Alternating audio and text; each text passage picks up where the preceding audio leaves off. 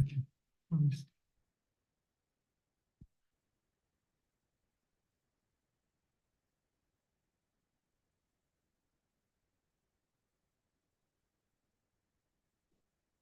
So I would keep it here so we can see yourself.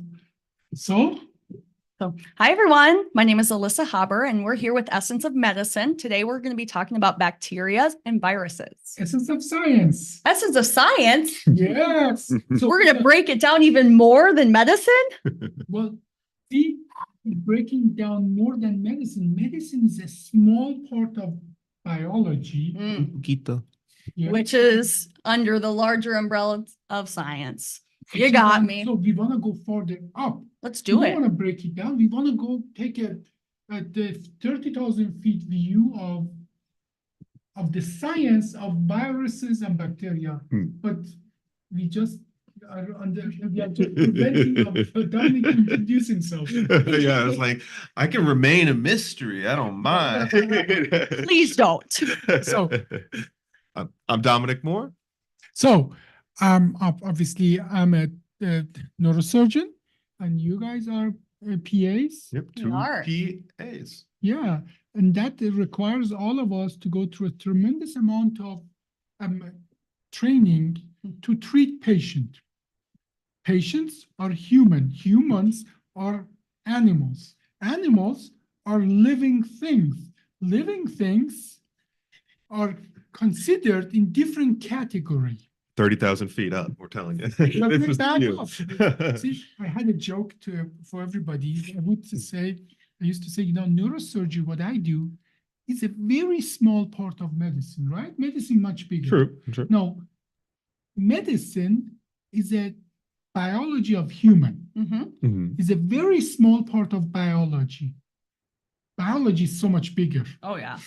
No, biology is a very small part of biochemistry because biochemistry Mhm. can be organic and it Oh, can be God. other things and so on. The Krebs cycle. Yeah. Well, yeah. Let's stay away. The Okay. flashbacks. So, and the biochemistry is a tiny part of chemistry because you have inorganic chemistry. There are so many things in the element in the periodic table, Mhm.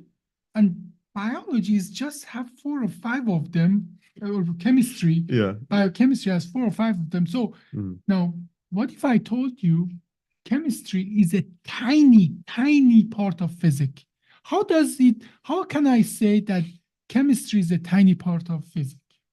Because, well, I'm going to assume that you also had to take chemistry before you were able to take physics. I did. So there is some correlation of science and math. What when is you the get to correlation? Physics. What is the correlation between physics and chemistry? Chemistry is the behavior of the outer shell electron of an atom. And that's all what chemistry is. This makes sense. Yeah. No, that's the Yeah. definition. How the outer shell of an electron behaves Mhm. defines all the chemical reaction that we consider. But that's not, they have a lot more electrons that we don't even consider in our chemistry. But now we understand that based on quantum physics calculation, we can predict how a chemical reaction will work or not. No, this is like, knowing the alphabet of chemistry. Chemistry becomes trivial if you can calculate how those electrons behave in one or another situation. That is why the spectrometer works. Spectrometer, literally, you send a mix of thousands chemicals and you put them in a magnetic field, and then you see how they are reflecting. You see how they are based on the connection that the outer shell electron and other electrons have, not only outer shell, you see how they are behaving. So you send them through a machine and they tell you everything that's in that thing. Because we understand how those atoms behave when they have certain electrons interacting with each other. Like if you have a certain poison, we know those poison, even complex poison, they behave in certain way because the electron in those atom of those poison are connected to other atom in that poison Mhm. that they behave, they have their own fingerprint of how Mhm. they're behaving. So Hmm. none of the things we would do is possible if we didn't know how they are behaving. All of that thanks to physics. Now, when somebody goes and say, "Oh, those brain fart or what those calculation Me and right so on," now? Mhm. half of us wouldn't be alive if it wasn't for that. Now, physics, said chemistry is a small part of physics. Mhm. Physics is a tiny, tiny, tiny, tiny part of what? Biology? No. Math? Oh, I was like, Math. or biology. Math- Oh, oh. physics is Ooh. heavily math, but Is a tiny part of math. Physics is always a special kind of math. mhm. Mhm. In math is general, like you can go 5 dimension or 25,000 dimension. But physics deals with only 3 dimensions, Mhm. maybe one more, or if you do string theory with 11 Yeah, dimensions, yeah. 11, but that's it. But math, you can go 25,000 dimension. As a matter of fact, the Surya or artificial intelligence system that we are using has 1,600 dimension mathematically calculate to understand when you talk to the patient what those words mean. Every word become a dimension. in Well, that. oh. So Mhm. you see, math is helpful. Now, mathematic is small, tiny part of philosophy. And philosophy is a product of our brain, which I'm an expert of. You see, the loop is complete. What's Okay. the difference between God and a neurosurgeon? God doesn't know he's not a Okay, neurosurgeon. let's let that one be, Okay, okay? now let's go 30,000 feet. Bacteria and viruses. Oof. Yep, let's do it. So where do we start? Well, let's, Literally, when do we start? wow, Primordial millions soup. and millions of years ago. Billions? What about billions? Billions. I How old meant is- billions. How old is our planet? You have a different 47 answer billion or than I something like do. that? No, science. I have a Science science answer. answer. What is the science answer of how old is our Earth? It's like 47 billion or something like that. No. Silly Dominic. About 4.5, 4.7 billion Okay. years. Oh, move the decimal over. I mean, I know the decimal is hugely important. Don't get me wrong, but at Just least I a know what the zero. numbers. So 4.7 billion. Wow. When did the life based on current knowledge, when did life started on planet? 4 billion years ago. And you said that the planet is 4.7? 4.5, 4.7. Okay. I mean, Okay. those 0.2 billion years. is Yeah, yeah. That's a long time. There's not really somebody back Not- there with not- the calendar who starts Yeah. the stopwatch for us. So. Okay, okay. Okay, so life started as soon as the planet cooled down enough for liquid water to exist. We know pretty soon life started. Hmm. How did life start? One singular cell. That's our best Atom. current knowledge. Our best current knowledge is that was even more rudimentary than that. Okay. Our best current knowledge is that, there was a famous experiment. Oh, go You want to ahead, say go ahead, say the experiment. I don't remember the name, but it's like with lightning and seeing how we kind of like Yes. replicated it like mitochondrial cell or whatnot. Mitochondria no, is the powerhouse of the cell. I just had to put that in there. Okay. No. That experiment, they put some anorganic material in a closed loop. Mhm. They circulated it, they heat it up, they increase the pressure, and they pass the electric arc through it. Mhm. And they just ran it for about 2-3 weeks. Yeah. Then they found 95% of the things that life is made of just by doing that. And early Earth had all of that: lightning, pressure, water, high temperature, volcanoes, and so on and so forth. When was this experiment ran? In Like how the- long ago was it? Oh, this is a long time 70s, ago. 80s. So not that long Not ago. that long, yeah. So, but practically, we know from everything we know that about 500,000 years after Earth was then cool enough to have liquid water, we had a lot of chemicals there. And you know how it is. If you have lots of chemicals, they interact with each other in any possible ways. Now, what I'm going to tell you next is a recent knowledge. Life most likely started as RNA. So what's the difference between RNA and DNA? How many Strands. strands? Yeah.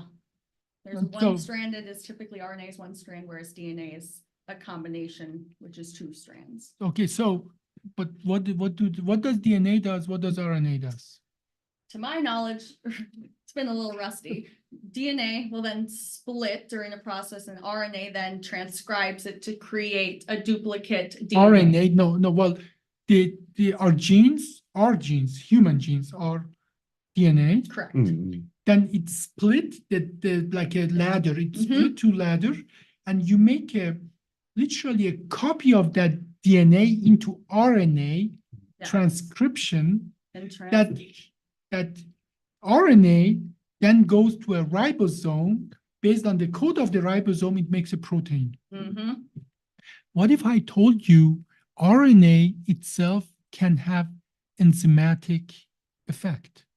Well, that would make sense if you're. But no, this is new. This is big. This is absolutely immense because until now, we always thought only protein can have enzymatic effect. Yeah, I was gonna say, if he's just But if the you- messenger half the time. The RNA has the ability to It's the help make. information. No. Yeah, it's RNA it's goes raw to the data. What is ribosome. it? See, the ribosome is like a reading made of Correct, the protein. transcribing of it. No, or the the ribosome translation, yes. When you make a RNA from DNA, a protein comes, reads the DNA, make a RNA of it, copy of it. That's just the information. That information goes to ribosome, has 40 kilodalton, 60 kilodalton. They come together, they read it, they line up the things and make a translation of that Correct. into protein. Then the protein goes and does the job in Mhm. our cells.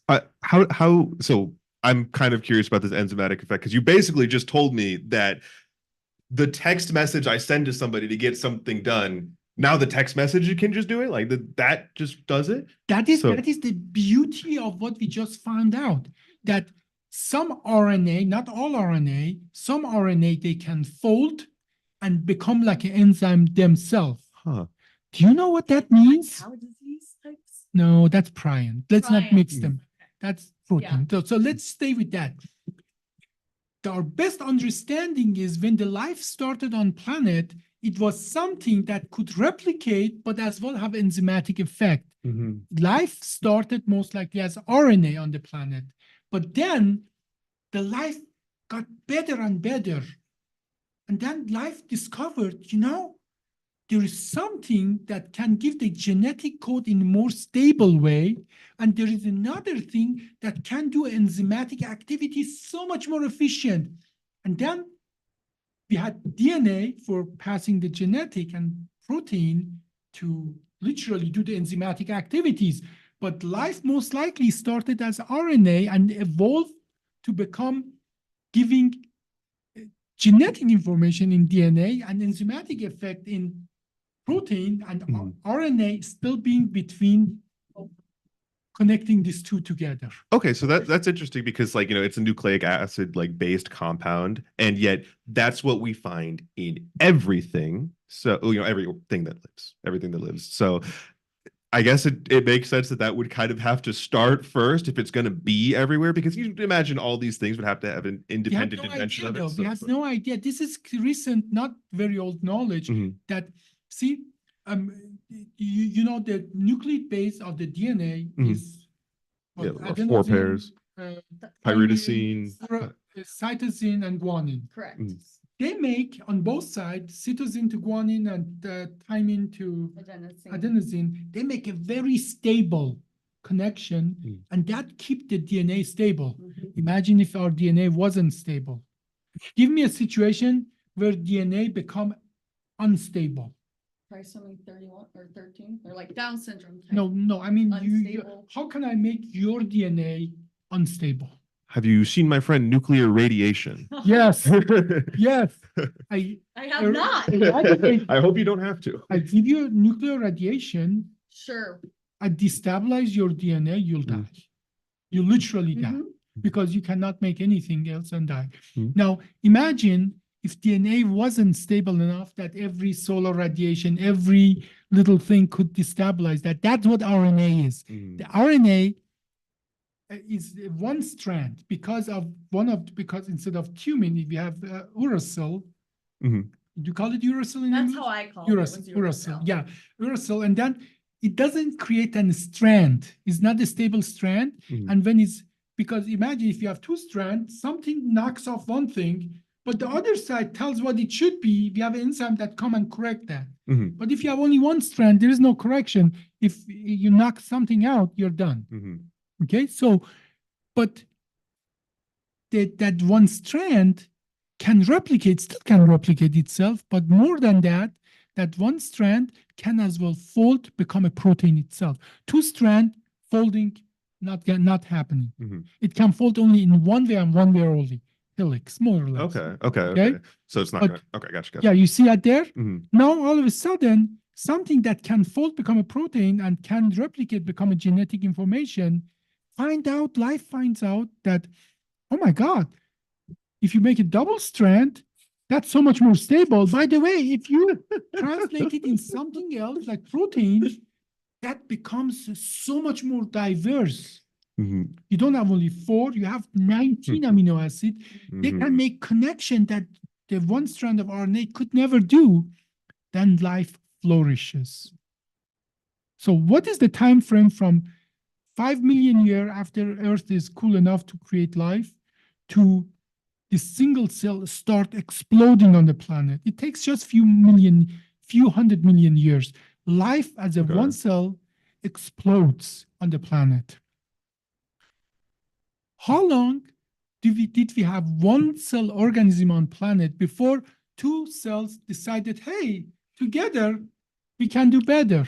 How long did that take? Honestly, I don't know, but part of me wants to say it gets exponential because once we go from all right, we just have Figure RNA, it out. we have a one single cell, and it goes, one's kind of good, but what if we did two? I So like to imagine let's it's start pretty with that. sooner. Earth start, half a billion years later, we have a life. Okay.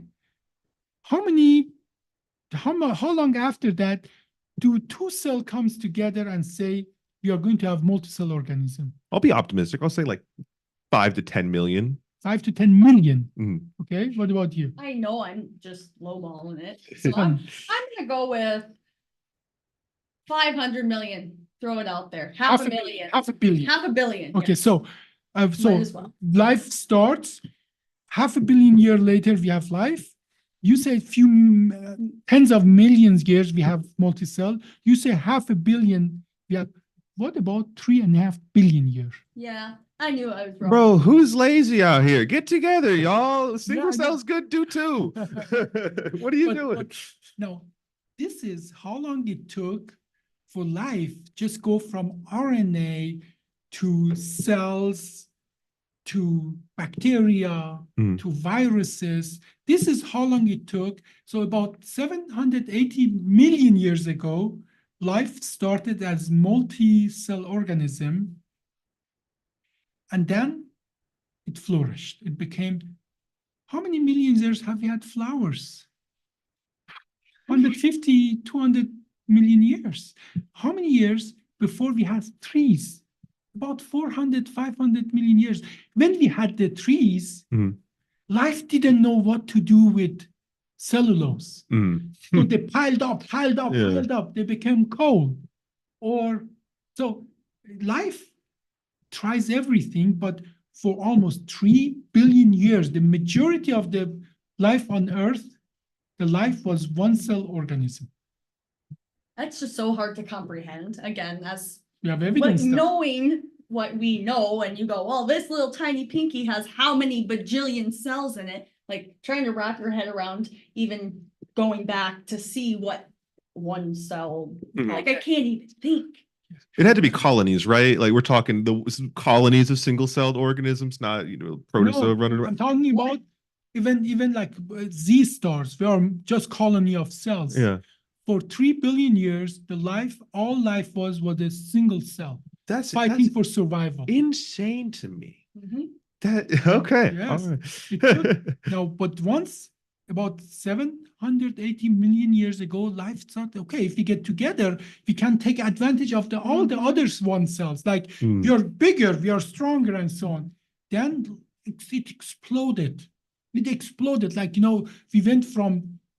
went from the starfish, which is not a fish really, Mm, to sponges, to mm. you and I, or mammals, Mm. in just few 100 million years. It just exploded. Now, but we are not going to talk about that. We are just going to talk about the bacteria and viruses. Do you remember that 3 billion years that bacteria, one cell organism, Mhm. are there? So what is the difference between bacteria and viruses? Bacteria have a nucleus, they're alive, whereas viruses are more so they need a host to stay alive. Yeah, there's the membranes on bacteria, So- Bacteria are practically full in themselves. They have Mhm. literally all the biomechanism, biochemistry that makes the life. Mhm. Whereas virus is generally only genetic material that makes life possible, meaning that Mhm. they need all the factory of the cell, all the chemistry of the cell. Mhm. So they practically, when a virus goes inside of a cell, it makes the cell the life version of the virus, Mhm. because that cell has only one function at that point, to produce more viruses. Yeah. Or does it? So the question is, when you go to school, that's what they teach you. Mhm. Yeah. Bacteria is alive, virus is not alive until it get to the cell, and then it destroys the cell, and that cell is become an infected cell and only have one function is there, Mhm. to produce more viruses. The cell dies, virus replicate, and then explode, and then the virus goes on and on and on. So is that the whole story? Obviously not, because Yeah, I'm but going to I'm this. kind of curious because I'm going to blow your mind today. yeah, you just told me there's a sequel to my favorite novel, so Yeah. So see, imagine now. You remember I asked you today morning 3 questions. What were those questions, or what were those statements? I know one of them was, what is the most, not powerful, but the most Successful. bacteria, and What is the most we successful? did not look these up. Good, We good, were good. not I'm allowed happy. I'm proud of you. So, what is the most successful bacteria? What was the other one? most successful virus, and then how they're related to game theory, To game theory. which was I'm kind of excited because I know a little bit of what game theory is, so I'm excited to see kind of where we get to this. So let's talk about it. Mm. Game theory, the prisoner dilemma. What's the prisoner dilemma? You and I, there's multiple version of prisoner dilemma. yeah, But one version is you and I, we go commit a crime, Mhm. and if the police comes, it squeeze me and squeeze you. If we both are silent, they cannot convict any of us, we win. Mhm. If one of us start talking, he get off, the other one get the full sentence. Mhm. So we are overall better to cooperate than damage each other. There's another version of prisoner dilemma that, and I made a TikTok about it actually, is that how we deal with each other. Imagine you come to us to tell us that, that if we cooperate, each of us get $20. Okay. Okay. Sounds good. And if we agree with each other, if one of us doesn't agree, that person gets $30, the other one gets nothing. If we both disagree, we both gets $10. So practically, we know cooperation is better than not cooperating. Mhm. But the trick here is, if one of us is savage, like, Mhm. say, I don't want $10, $20, I want a $30. Yeah, give me the more So money. he says, yeah, let's cooperate. I said, no, don't cooperate. I get the money. But then imagine that game repeats and repeats and repeats. So Mhm. what is the best way in game theory to maximize the advantage of, now imagine there are not only you and I are playing that game, imagine there are like millions and billions of other players are playing that, and they have done that on computer. They have made computer program about that. What is the best way to, now, do we cooperate? Do we break the cooperation? What is the best way to overall, for me personally, to win here? Should I just aim for that $30, or should I cooperate and get $20? Should I one time, every third time, every fifth time, try to get all the $30? What is the best strategy? What do you think? I make everything more complex than it needs to be. So it comes down to if it's me selfishly or me, I can't even do that. As a personal goal, I always come down to what's best for everybody in the long run, and what's best for me typically comes down to. And they have done 2020. rondos. That is truly the natural best win again and again and again. It doesn't matter how you tweak this, cooperation is always better. Now, there is a tweak to that. Imagine if I break my word and I rat you out, or if I think that the best strategy is repeat what the last time your opponent or your partner did. So if you break a word and take all $30, next time I'm going to as well break my word and you punish you. But then if you come back and cooperate and then cooperate again, they have run numerous kind of scenarios that every 10 times, punish it forever, never punish, and so on. But the best strategy is repeat what your opponent did the last, or your partner did the last time. But overall, that's the best winning strategy individually, but cooperation always better, meaning that you put 1 billion of us out there, those people who cooperate will be stronger and better than people who don't cooperate. So in nature, cooperation is forever better than not cooperating. Now, let's come back to that. Virus get into the cell, destroys it, and replicate itself. Is that cooperation, or is it No, savage? I call that savage. Okay, that's savage, right? Sounds like $30 to me. Yeah, that's $30 but game theory says that's not the best strategy.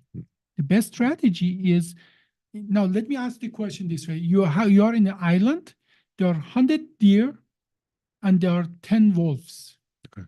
What is the best strategy for the wolf? Go and kill and eat all the 100 deer, or just eat enough to survive, let those deer populate more and more and more? What is more or less, that is a cooperation. We don't eat you all. Yeah. Because if we eat you all, we're all going to starve and die. We are done. That's why the food chain gets narrower towards the top, you know? You Okay. can't sustain. Ebola. You guys know Ebola? Yeah. What is the death rate of Ebola? What is the death rate when you get infected? What percentage of the patient die? Ebola is a virus. Yeah. Get infected. If you get infected, certain number of the people will die. What is that number? 95 to 97%. Yeah. If you get Ebola infection, 95 to 97%, you'll die. Jeez. So it is like a wolf that eats a whole deer on the island. That's a failure of virus. Ebola burn itself out of substrate. What is the most infection disease virus? Influenza. It makes you a little weak, not too bad. You still function, you have a runny nose, but you give it to 500 people, you don't. Still go to work, not knowing I had influenza. So it's a successful virus, but is it the most successful virus? There's got to be question. There's got to be one that you just don't even notice that you have. I mean, there's types of HPV, right?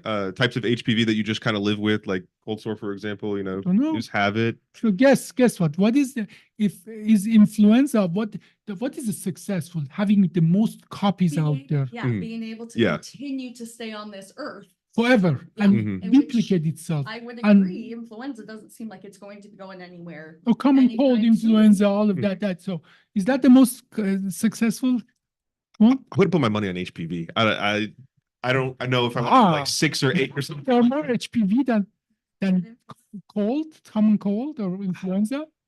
I doubt I that. don't. I Probably doubt not. that. Probably not. Well, So look, you get diagnosed with a common What cold versus- circles do you? Hey, listen, I'm just saying, traverse? but how times are you getting tested for it when you don't even know? How many people just get a cold sore and just go, I'll just leave that alone? It's more like once you get the cold sore, it's kind of a dormant. Okay, activity. okay, none of Ah, that are the most successful ones. What do we got? What is the difference between exons and introns in our genetic? What is that? Where it's displayed on the outside exit. or Exons, introns. Interons on the inside. No, there's a better definition of that. You know that our like how much base pair? No, okay. Well, we have 23 chromosomes, right? Mhm. Yes.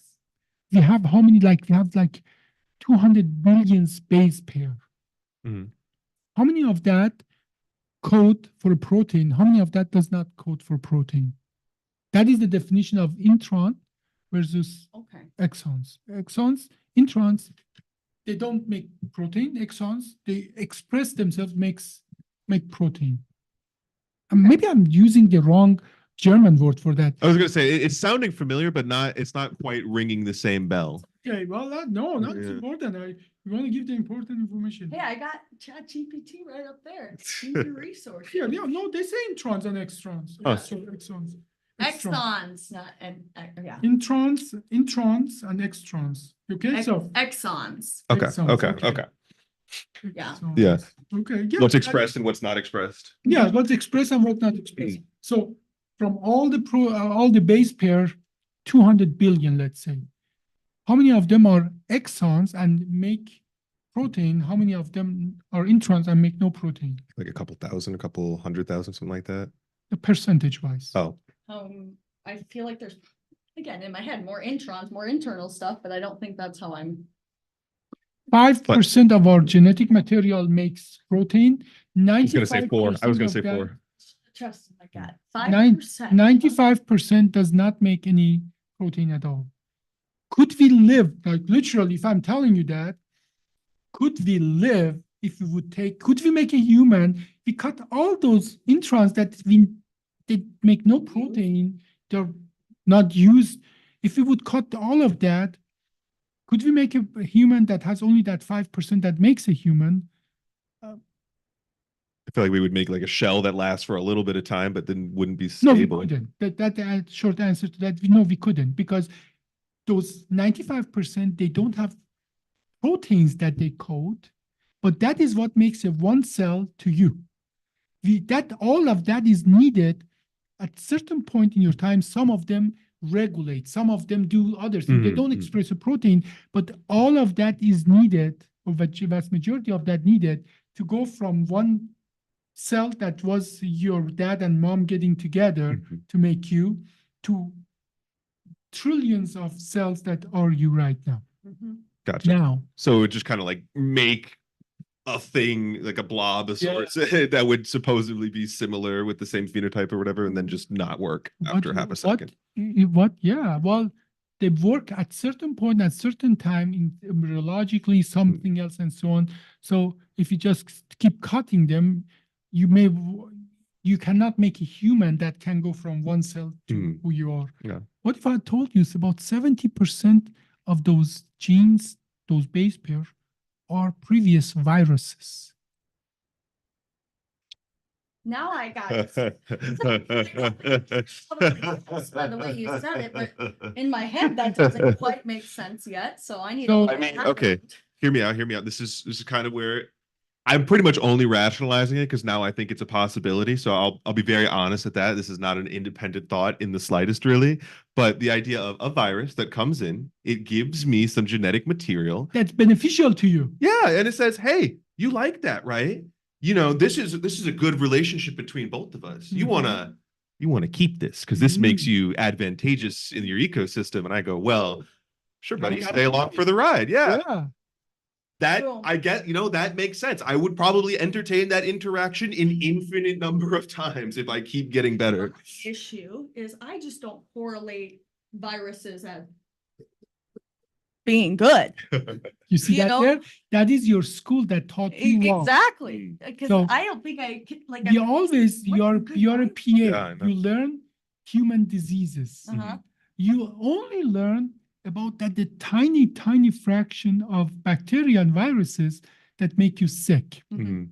Whereas you should know by now that for every human cell that you have in your body, you have like a million Of Mhm. of bacteria. bacteria. Yeah. So you're just made of bacteria with some human cells.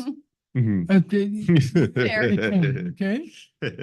See, So and without your microbiome, you could not live a day. No, are you kidding me? So so that is, you see that there, we went from bacteria and viruses are killing you, they're bad for you. It is that, first of all, without them, you wouldn't be you. Secondly, 99.9% of the time, they are what make you you and helping you to really survive. absolutely. I kind of want a t-shirt now that says my best friend is a virus. Although I don't know if that would really go over well. So, you know, let's put it that way. It's a harmony that is so Mhm. magical It's a here. good word. The harmony, like you get a handful of water from the ocean. You have billions of billions Mhm. bacteria Mhm. there.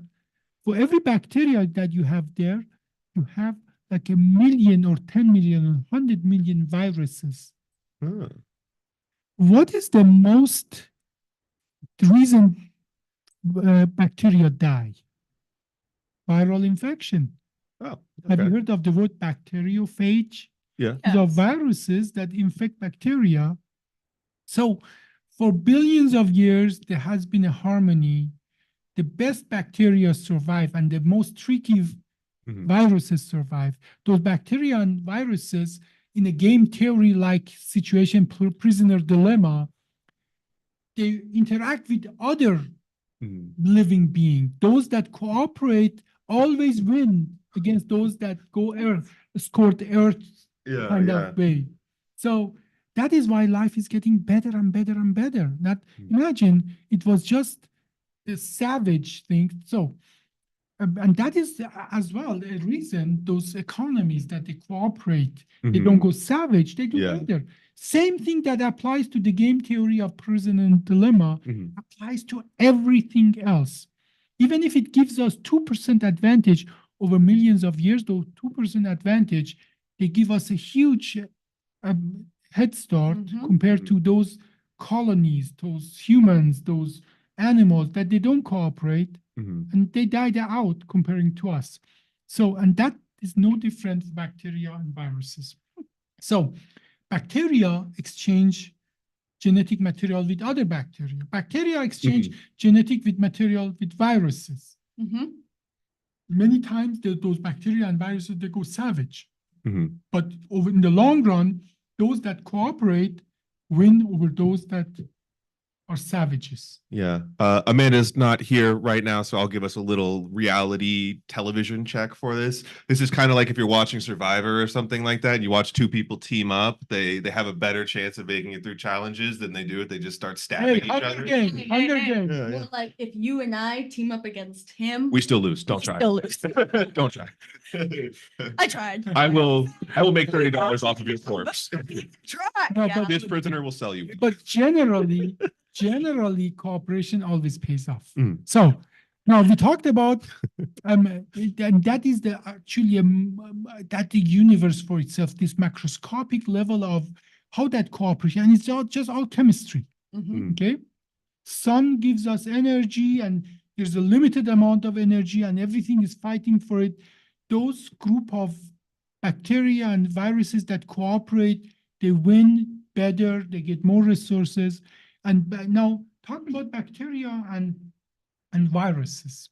Now, we talked about what virus is, right? Mhm. Now, nature tries everything. We think that actually RNA viruses are the first thing that exists, and they had enough enzymatic activity of their genetic material, RNA. So retroviruses, we call them retroviruses now, most likely are the first viruses that exist. Now, Interesting. we have now RNA viruses, we have DNA viruses. Now, how do the DNA viruses came to be? Did the RNA viruses become double-stranded, become DNA viruses, or did the bacteria eventually lose everything else? And they say, hey, look at there's so many factories here. I don't have to bring my luggage, I can just get into here, eat here, get there, eat there, and so on. So nature tried I both of hate them. how smart we are. I love that How idea. smart nature is. Why can we get home when there's food outside? Nature tried both. Nature tried small viruses that it just add more genetic material, more. Mhm. They became big viruses. And those viruses, we call them, we started knowing them about pox. Because Mhm. pox, we always knew what pox is. That one of the first viruses that we could identify because it's huge. It is like ginormous. Okay. But then as well, nature tried something else. Nature tried those bacteria that said there's enough other bacteria around. I'm not going to have this. I'm not going to have that. I'm going to have just go in and just use it and then be done with it. Now we talked about the most successful viruses. What are the most successful bacteria? My first thought is anything that has now become able to be resistant to antibiotics. I mean, But- I like the guys in my tummy and on my skin. Strep, Pseudomonas. I They are mean, the most successful bacteria? no, probably not. No. Do we have more Pseudomonas or do we have more regular E. coli in our guts and so on that don't make us sick? Which one do we have more? Probably E. coli. Yeah. Yeah. As well, for the bacteria, those that don't make us sick and Mhm. cooperate with us are more common. Yeah, so the ones that live in our bodies. Yeah. That they That- they live of us, but they help us as well. So we want them. Correct. Mhm. What is the most In- successful gas? The gas that you always want to be there. Yeah. yeah. Oxygen. Yes. Oxygen? Is that the most successful gas? Gas. How's Oh, gas? yeah. Oxygen. I was like, I said oxygen. Yeah. Okay, so I mean, I do like we that. also E. coli is everywhere and so Mhm. on, Mhm. or staph are everywhere. Yeah. But is there a most successful bacteria? Strep? No. MRSA? I mean, No, you got those my- are- you got me they make you beat. sick. If you fight them, you stay away from them. Mhm. They kill their host and True. so on. So it's But they something that's can successful. something that is more universal, something that is more universal than your regular microbiome. oh my God. We're gonna feel so That dumb. will I was gonna that will say, blow your mind. We're gonna Is, feel so we're not going to dumb. call mitochondria bacteria.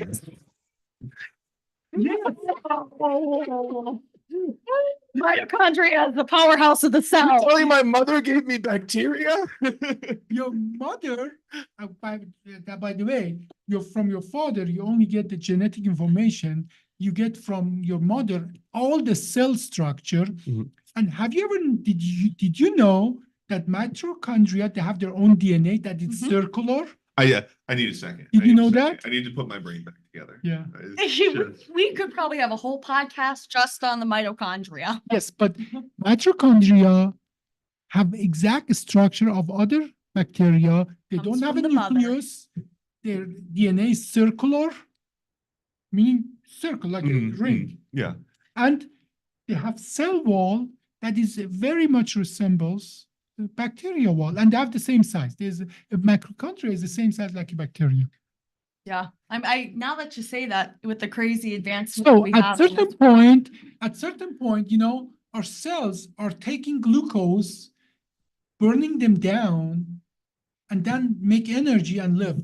And then eventually this one bacteria comes to one cell that says, hey, you see how I'm doing it so great? Let's Mhm. work together. I make for every 1 ATP that you make from glucose, I can make you 8.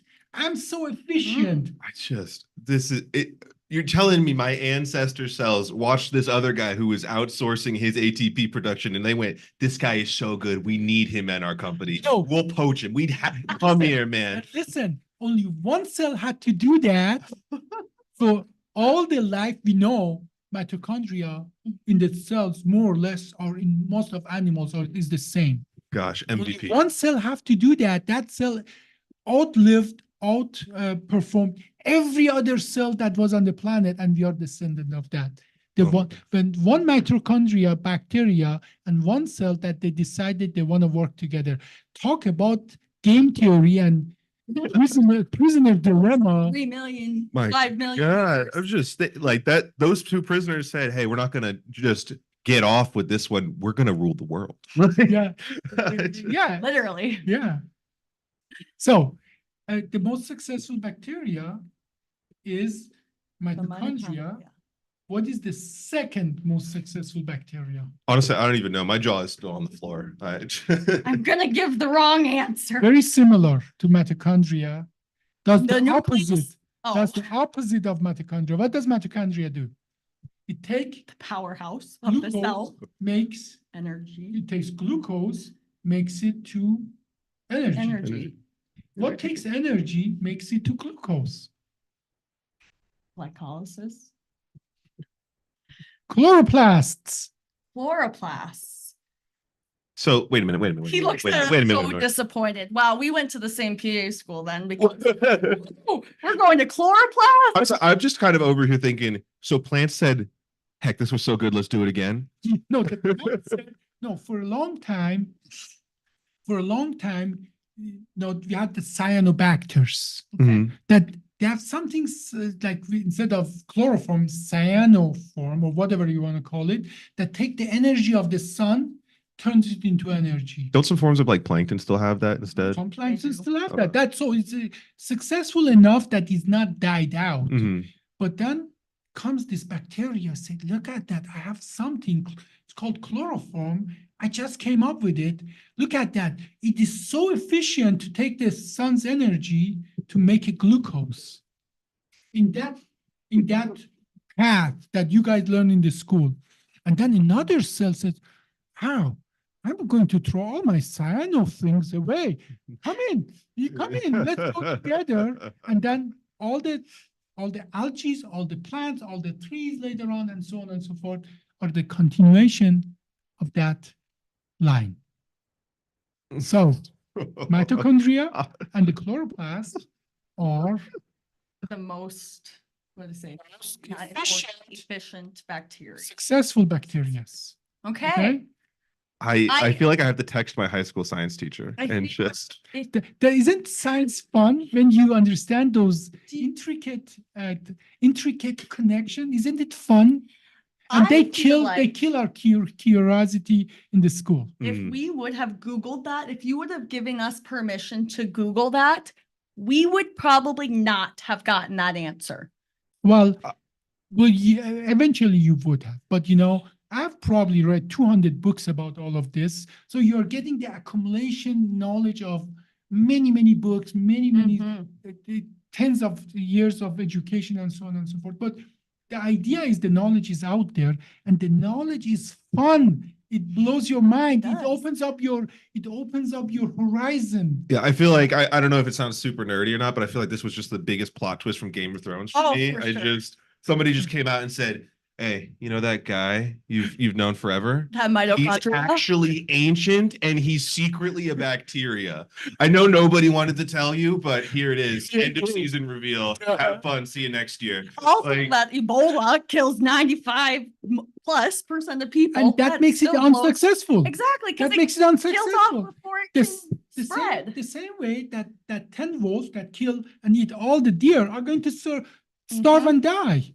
It's so trivial. You see, when you look at the truth of biology, it's Mhm. everything so obvious, so clear in front of you. You just have to once look at it with different eyes, and then you get it.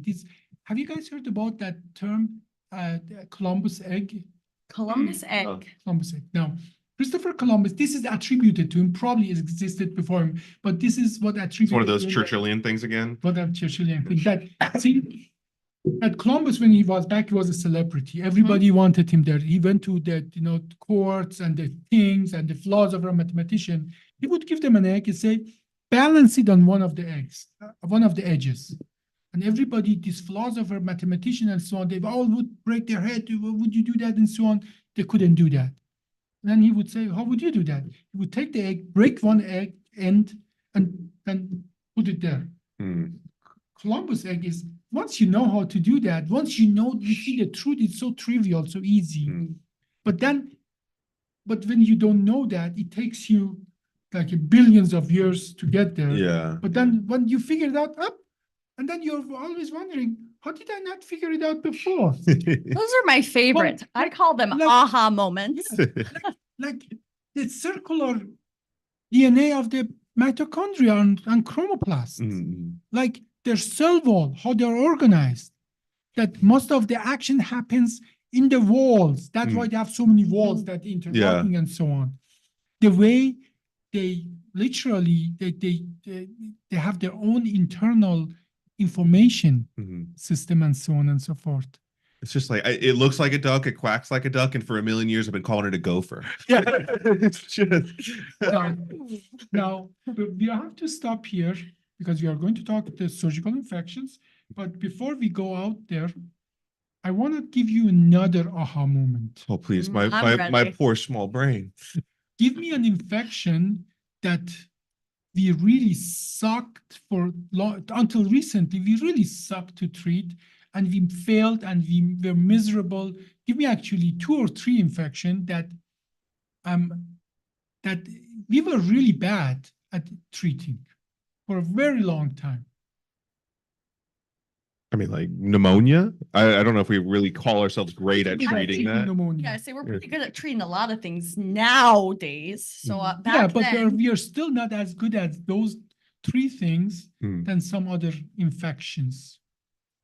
You know it. I know you know it. have we said them yet? Because I could start naming infections. Go ahead. If I Say some start, if I infection. say MRSA one more time, you're going to look at me and be No, no, like, no. I know, Vengo. It exists. No, but you know, the problem with MRSA is resistant to antibiotics Right. because we just pour it everywhere we can. But there are 3 kind of infection that we always have sucked to treat that. By the way, one of them is the most killer on the planet still. Oh. You know it. Go. Africa, South Asia, even in United States until few. Oh, like cholera or something like that? No, malaria. Oh, fair enough. Yeah. Yeah. So what was the other infection that we were really poor at treating? It used to be called consumption.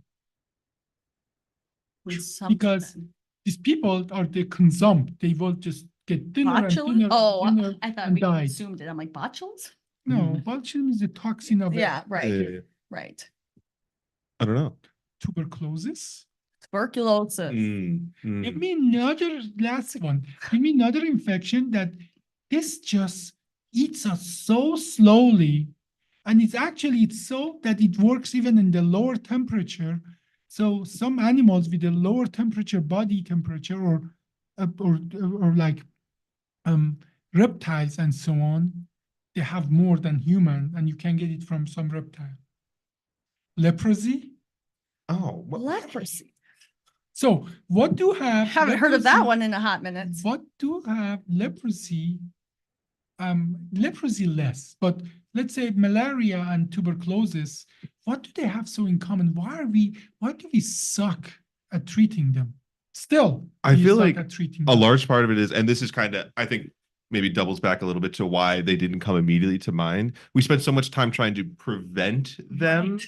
that we don't really go for treatment per se. You know, a lot of So times we you get suck to it. at treating them, so we spend a lot of money and effort to prevent them because we suck at treating them. We still Yeah. do. Compared to other infections, we suck at treating malaria and Mm. tuberculosis and so on. We have, like, for tuberculosis, you have to give them multiple. Oh my gosh, Absolutely. for months, and they are Mm. terrible side We effect still suck at medications. treating them. Why? Why are we suck at treating malaria and the tuberculosis and even leprosy? You know, if you get it, it's so hard to treat and Is- so.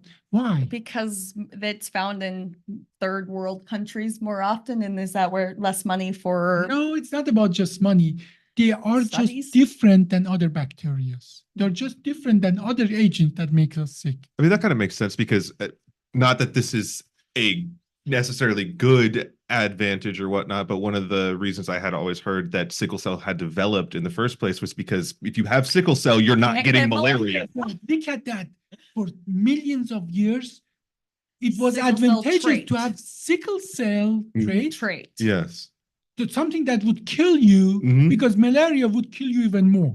Yeah, which is So, that's insane to think about. That is You know, insane. Mhm. But you see that there, it has been a fight Mhm. between malaria and our body, that our body sometimes says, if you have the trait, I prefer that. So you have some advantage. So I'm not going to kill this genetic mutation completely. Mhm. Well, once in a while, both chromosomes are going to be have sickle cell Yeah, anemia, and then then- you're screwed Yeah. and Yeah. so on. But but even beyond that, does our regular antibiotic work on No. malaria, and why not? shot. It's So built different. They are So built what- different. what if I would tell you that at certain point, certain plants, they said we are tired of creating energy from the sun. We want to get into body of those animals. We want to eat them now. So, and those single cell algae, they lost their chloroform. They mutated a lot. But the origin of both malaria agent and tuberculosis is actually plant origin. That's why usual bacteria antibiotic doesn't work on them, because they just, you give them something that would destabilize the cell wall and say, we don't have that cell wall. So they are Interesting. descendant of plants. Okay, interesting. Because I mean, I know we have a bunch of antifungal agents or whatnot. You know, fungus kind of a different category, but of Yeah. course, it's not. But fungus and plant and bacteria are different. Fungus Yes, are, exactly. yeah. So it's This is not a fungus. They are not Mhm. fungus. They are the Yeah. descendant, they are not plants, but they're descendant of plant cells or algae. Mhm. And that's why our regular things Yeah. are suck at I mean, that. that kind of checks out because they're this mysterious fourth category. I guess when I think of infections, because I think of bacteria, I think of viral, and I think of fungal, and now we've got whatever we've got these guys in, and they're pretty endemic. They're not great to have, and a lot of times in those countries too, they're pretty prevalent. But And- when you think about it, it's really just kind of this pocket, like this category of Yeah. And because they are not efficient in killing us, Mhm. bacteria are very efficient in killing us if they want to. Yeah, they're just too proliferative, Yeah. Malaria, and they're not as efficient of killing us Mhm. because the same reason. The biology and our biology is so different, they cannot hijack our biology to kill us like Mhm. bacteria can do. Mhm. Mhm. But because they are so different, our regular antibiotic doesn't work on them. So they become more chronic kind of situation. They consume us. They little by little, they just take our resources away. So we Yeah. die of lack of resources rather than just have a gangrene and Mhm. septic and die. Yeah, you're not Right. drowning in your lungs because of the tuberculosis. It's going to make this grandiose little cavity over here, and then eventually, maybe one day it'll get bad again. One day, then you're so weak that the bacterial infection could kill you. Exactly. Opportunistic. Yeah. Okay. Anything Yeah, else? I think we got very sciencey into this. I think Yeah. for that. Yes. I'm going to be thinking about it on the way home. Better be dreaming about that. Well, this is Essence of Science. We talked about bacteria and viruses. My name is Alyssa Haber. Dominic Moore. And I'm Dr. Abbasi for Essence. And don't forget, this was